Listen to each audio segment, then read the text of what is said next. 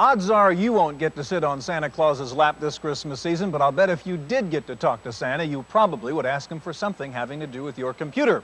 Well, today we've got a great list of gift ideas for the computer user on your Christmas shopping list on this special holiday edition of the Computer Chronicles.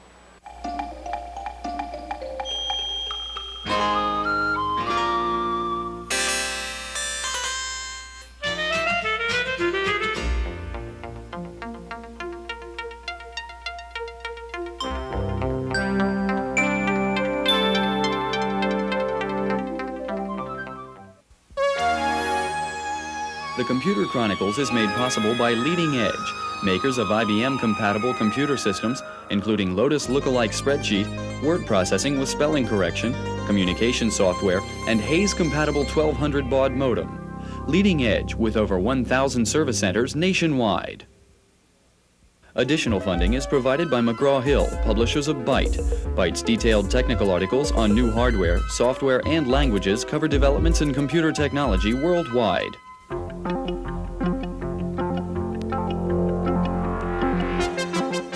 Welcome to the Computer Chronicles. I'm Stewart Cheifet. Gary Kildall is off Christmas shopping somewhere, I think. And sitting in for Gary this week is George Morrow. George, I want to show you something. This is my wallet. I'm not going to give you any money now. These are credit cards, and I want to show you one very special credit card. Look at this baby.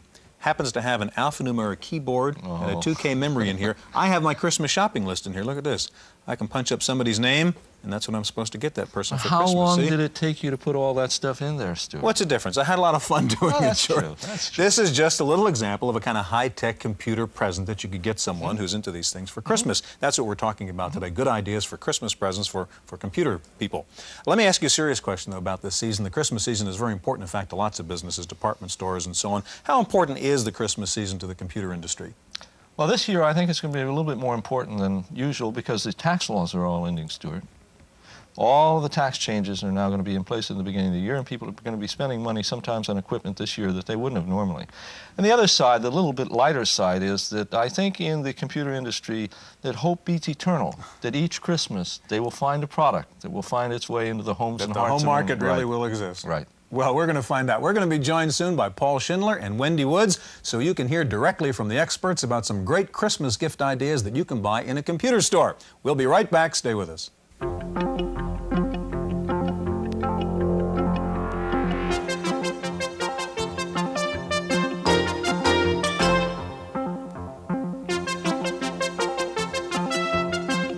With us now in the studio is Paul Schindler, whom everybody knows is our software reviewer and specialist here on Computer Chronicles.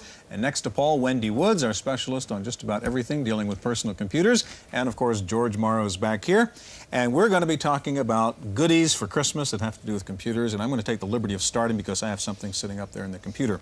If I can show you this, George, this is neat. This is a program called Business Simulator. It was developed by the people who teach in the MBA program at the Wharton School at the University of Pennsylvania. They took their case studies that they used and they put them all on a disc now, and for about 99 bucks, I think it is, you can buy these case studies. They call it Business Simulator. They say it's like a flight simulator. You can practice flying the plane and crash without killing yourself. You can crash a company without actually going bankrupt. So what you see right here, in this particular... I should have gotten it. Say it, George. In this particular model, you're running a little computer company. It shows you who your competition is, who the CEOs of the other companies are. We've got various things we can do. I can go in and read the Wall Street Journal, for example, and see what they're saying about my industry. And there's the, well, it's called the Business Journal, but we know it's a takeoff of the Wall Street Journal. I can go in and take a look at some other things. I can go in here and read annual reports from my company and see how the company's been doing. And let's see, I can go see a balance sheet, for example, in the annual report and go see what's going on there. I can go back. I can also go into the file and read memos that have been written in this company before I came over and took over as CEO here and see what people have been saying to each other. Here's a finance memo that's going to be in the file about possible bankruptcy. That sounds a little bit familiar there, too. Yes. Now, after you have all this information, you can actually go make some decisions about your business. So I go into Make Decisions, and you'll see we go into a decision menu here. Decisions about how am I going to price my product, for example. How much am I going to spend on advertising? What product mix should I have? Should I expand my factory capability, and so on. Once you do that, then you can go in and actually what they call process the decision, and it just simulates the business for 1 year, and you see what goes on. You then get back in and make your decisions again. The thing I like about here is that function R. If you get fed up with the whole mess, George, you hit R and you retire. See, and it's all over. And you don't have to face these problems anymore. This is true simulation? A true simulation, yeah. These are real case studies, as I say, that are used in training MBA students. And you can now, there are 6 of them. And matter of fact, the company says you can actually get these custom made now to your particular business with the particular competitors, particular product mix, and so on and so forth. I should get one of those, Stewart. It's kind of neat. Okay, George, I'm going to turn it over to you now. And I'm going to turn the keyboard over to Paul to get ready for his demo. I've got Norton Utilities. This has saved my life. An oldie but goodie. It saved my life twice this year. I had corrupted files, and I don't know what I'd have done. I'd have had to spend a month doing system programming.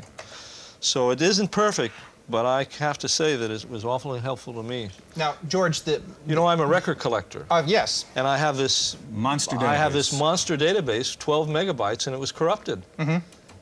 And I got to go in and fix it with this thing. Otherwise, I would still be at the keyboard trying to program assembly language to go in and get that file. So it really helped. You know, most of the more relatively normal of us who count on Norton to get us through our daily lives use the unerase feature. I just want to mention, some people have heard that there exists a package somewhere that will unerase a file that you've accidentally erased. Right. Well, this is it, and I want to be sure to mention that. Yes, that's true, but there are 2 or 3 utilities you can get that'll unerase. Whether it does it as good as the Norton, I don't know. But as far as I know, Norton's the only one that'll let you actually go in and fiddle with a file if you need to. Did not know that. So your recommendation is Norton Utilities. Anybody doesn't have it, that'd make a great Christmas present. If you've got critical data that there's a chance you'll corrupt, it's good to have on your shelf. I want to go to Wendy now for a minute while Paul continues to put his program together there. You have a mysterious white box in front of you. Yes, this is a mysterious white box. Well, anybody who's been using spelling checkers knows how much memory a spelling checker can take up if you have it in RAM. And by the time you get to write your document, there's very little RAM left, unless you have a very powerful computer. Well, this is the first time that a spelling checker has been put in a box that's separate from your computer. What you do, this is from Xerox. It's hardware spelling checker. And it's from Xerox. It's called PC Type Write. And what you do is you plug this into the keyboard port in back of your computer, and then you plug your detachable keyboard into the box. And then what'll happen is, as you're typing, if it sees you type a misspelling, it'll beep so that you can stop at that word and make a correction.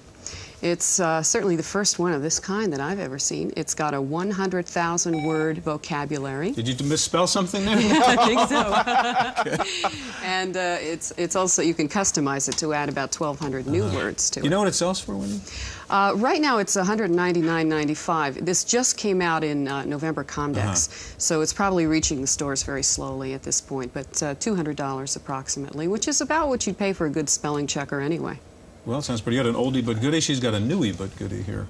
I think it's a fantastic idea, by the way, as a regular habitué of spelling checkers. Of course, in my case, they're only catching typographical errors because I am a perfect speller. But and I thought I'd jump in and mention that before you issued your usual caveat against spelling checkers. I know you don't care much for them. No, I like them. I didn't think that I'd ever be able to say anything good about a spelling checker, but I'm using a spelling checker, not an online one. I use one that I check as I go along when I want to. It's an online spelling checker. Okay. Right. And I've gone from being able to spell about 60% of the words right to being able to spell over 95% right. You're looking at someone who never passed a high school English course. Well, you know, if you spell 90% of them, maybe that's the difference. 98. Maybe that's the difference between success and failure in the computer business, George. Better spelling? Maybe. Paul, what toys do you have for us? Well, first of all, I'm a great believer in books at Christmas. I'm an owner. I have hundreds of books. Most of them I've already colored in. No, seriously, I have a large library at home, and I'm a lover of books, and I always like to recommend books for all holidays, birthdays and Christmas. And in conjunction with my colleague Richard Dalton of Keep Track Corporation in San Francisco, I have come up with several suggestions. First of all, the IBM XT Clone Buyer's Guide, which is an excellent $10 resource for people who haven't bought their XT clone yet. I mean, you and I both have ours, George, but there are people in this world who haven't bought theirs yet. This is probably the only book on the face of the earth that's out of date 10 minutes after it goes to press, right? Well, there is a problem with that, but what it does is, certainly. In addition to offering you specific advice, it tells you in general how to look for one. It's from Modular Information Systems in San Francisco, and then here is a book with a spectacularly uninspiring cover, but the point is the information, not the package. It's $25. $25, and it's called, cleverly enough, More Than You Ever Wanted to Know About Hard Disks for the IBM PC. All hard disks, it's $25. It's from Landmark Software in Sunnyvale, California. All, as you well know, George, in the disk controller business, not all hard disks are created the same. That's right. And they have different access times, different prices. It's more, and of course, different capacities. And different kinds of things can go wrong with them. And different kinds of things can go wrong with them. This is a really thorough examination of just about all the hard disks there are. Probably every user group should have 1 or 2 copies of that. Absolutely. It's an excellent, it should be in every user group library and in a lot of personal libraries. Paul, I'm going to ask you All to right, move yes. and show us Okay, this peculiar-looking program. This is Looking Your Best from One Step Software in Charlotte, North Carolina, $35. Now, I was rapidly entering some not very accurate information about myself. The idea of this program is it's a clothing advisor. It doesn't do your colors, you know, the hot yuppie trend of 1986. It doesn't do your colors. There's only 16 colors in the item. But it'll do your necklines. Now, unfortunately, I've got to say one negative thing about it. It doesn't distinguish between men and women. So when it shows me the neckline choices, as we noted when we were trying it out just before the show, it does. Yeah, you wouldn't look too good in that high cowl. In the high cowl, yes, I think it would be a little bizarre, but. You know, and then it offers you choices of jackets. It goes through a very detailed description of yourself, your hip size, whether your shoulders are wider than your waist, which mine are at least for the next couple of years, and it's just chock full of advice based on things like the shape of your face and the size of your hips and all kinds of information that actually I had to think about quite a bit before entering. Dress for success on a disc. Huh? Absolutely. Okay, we're going to move along now. We'll be back in just a minute. Take a look at some presents for people who have Apple computers. First of all, let's go out and see what effect this Christmas season is having on the sale of hardware and software. December is here, and once again, computer owners are faced with a surging need to buy, much to the pleasure of computer retailers. Some owners are ready to upgrade their systems, while others simply want accessories or gifts for their computer-savvy friends. Whatever the motivation, sales are climbing, and retailers are optimistic. Our sales this year have actually improved over last year, and sales going into Christmas last year I think were very, very high. Our current sales are running maybe 4 times what they were last year. Many shops prepare for Christmas by increasing their stock of high-priced luxury goods. But computer vendors are in the awkward position of balancing sales between corporate buyers and the growing consumer market, which is also becoming more sophisticated. In the past, people were looking for systems sometimes under $500. I think the average consumer is now budgeted from $1,500 to $2,000 for a computer system, and for our store, most of the consumer lines can be purchased for that. This year's flashy newcomers, like the Amiga, the Atari ST, and the hard-to-get Apple IIgs, provide attractive floor demonstrations. But they may not have the lasting impact of lower prices and more powerful machines. In 1979, we didn't have the variety of computers that are currently available for consumer use. The Apple II computer was selling for $3,500 for a 16K machine. Those are all under $1,000 now for 128K machines.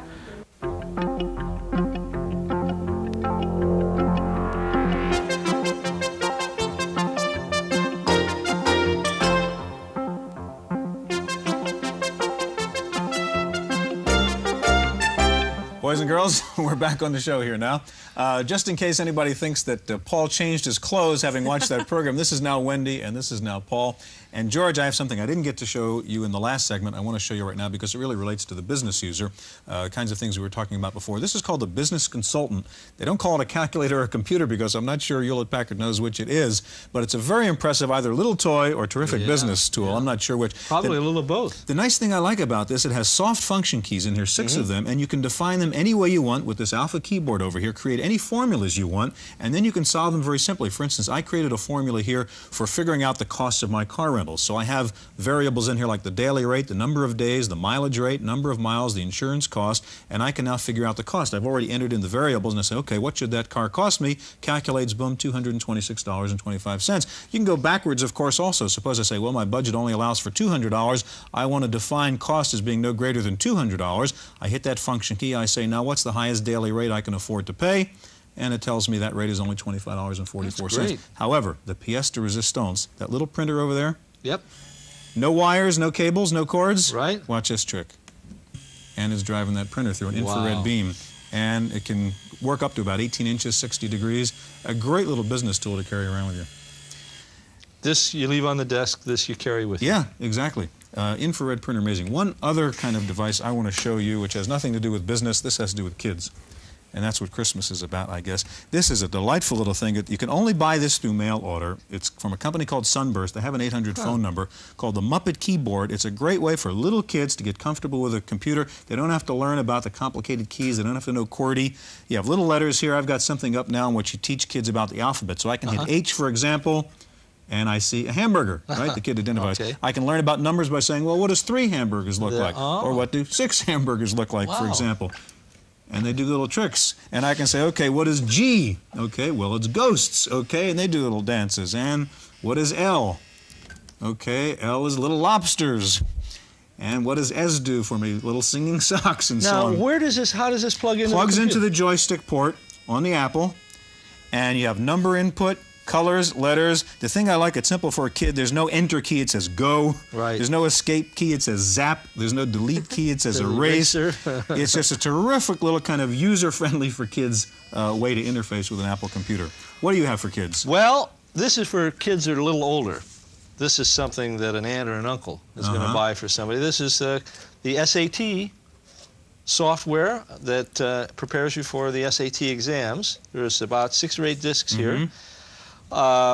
It will tell you how much time to spend on questions. George, I'm going to stop you saying, could you recycle that? Oh, she got it? Okay. Wendy's getting her program ready. Go ahead. This will give you information on how to study for the tests, how much time to spend on questions. The SAT exams, of course, are getting like these entrance exams in Japan. Yeah. So the pressure to pass them is more intensive, and something like this is certainly probably a much better preparation than any of the books or things like that. Certainly great for the high school level. Well, I took 2 of them, and I wished I'd have had something like this. Well, I've played with this myself, too. It's very impressive, and it has a timer built into it. It has advice. It has different rates at which you can learn the stuff. It is very impressive. So it's a perfect gift from an aunt or an uncle. That's right. You were mentioning, Stewart, before we started the segment, there's a cram mode and a long-term learning mode, and I think that's absolutely excellent. So it's a little too late to buy it for this year, but for next year's students, there's plenty of time to teach them about that. You have some neat-looking toys there, Paul. If Christmas is for kids, then I guess this... wow, gosh, I missed. Well, I'll keep trying. This is the absolutely hot toy. This is the product of the hot computer toy for this Christmas season. It's called Toy Shop. It's from Broderbund. It's $65. It's absolutely brilliant. Those toys are all These toys were all made from paper plans that come from the computer. Now you say to yourself, well, you could buy a kit of paper plans, you know. And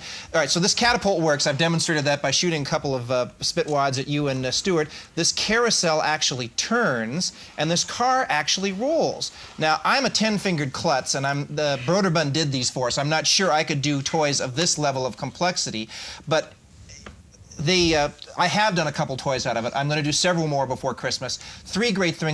2 great things about it, really. It's a good project to do with your kids, and you can personalize these, put their name in, change the patterns. Well, Paul, one of the real appealing things here is something that you can make a computer do something and actually put something together after you've had the computer do it. Exactly. And to make it clear, Paul, it really happens in the program. It's kind of a little mini CAD-CAM program, right? Exactly, Actually, you design it, and it prints out on your printer these parts, which you then use to build the toy. Glue together and add wood, and it's so simple, even I can use it. And we're talking simple. Now, speaking of simple, one other quick thing I want to mention, the Pen Mouse Plus from Curta in Phoenix, Arizona, brand new, just out at Comdex, $300 for people who don't like mice. This is a little electronic pen, and and if you move it around on the surface of this, it moves the cursor around on the screen. Now, we didn't demonstrate that because it took too much time to set up. But, you know, allow yourself an hour or two to set this up. And if you hate mice, this is an alternative. Is it kind of like a koala pad? Is that the yes, idea? it's like a koala pad. I have to tell, we should warn our viewers, though, this is a little transmitter there. And Radio transmitter. And if you get close to another RF source, like a television set or a radio. You can get some interference. Right, so don't work it near a TV.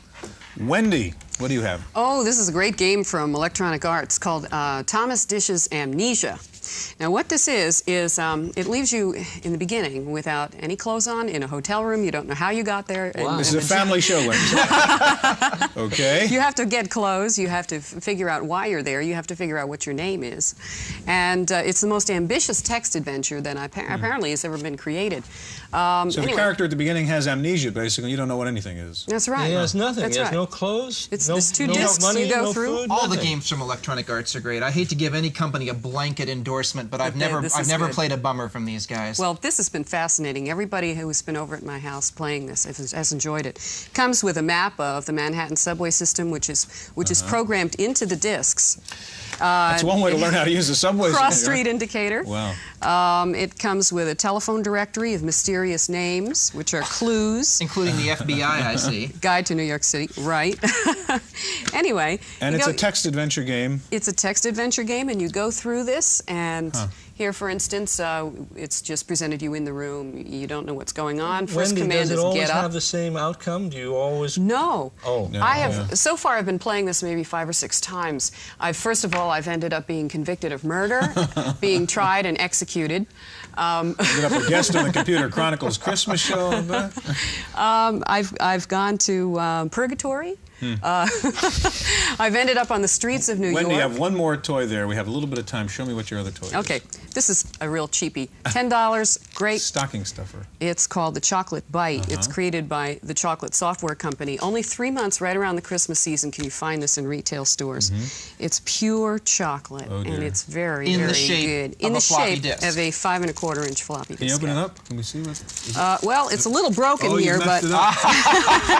it up. Okay, like most floppy disks. Yes, that's right. It's Anyway, easy to... it's very good. It is good. It's I've good had 2 of chocolate, them Good myself. Chocolate chocolate. floppy disk. It is very good chocolate. So, Okay. Well, I think that's about all the time we have. We've seen lots of great toys here for Yeah. kids, for grown-ups. If you have a computer, if you know somebody who has a computer, here's some suggestions for you. Thanks for being with us. We'll be back in just a minute with this week's Computer News.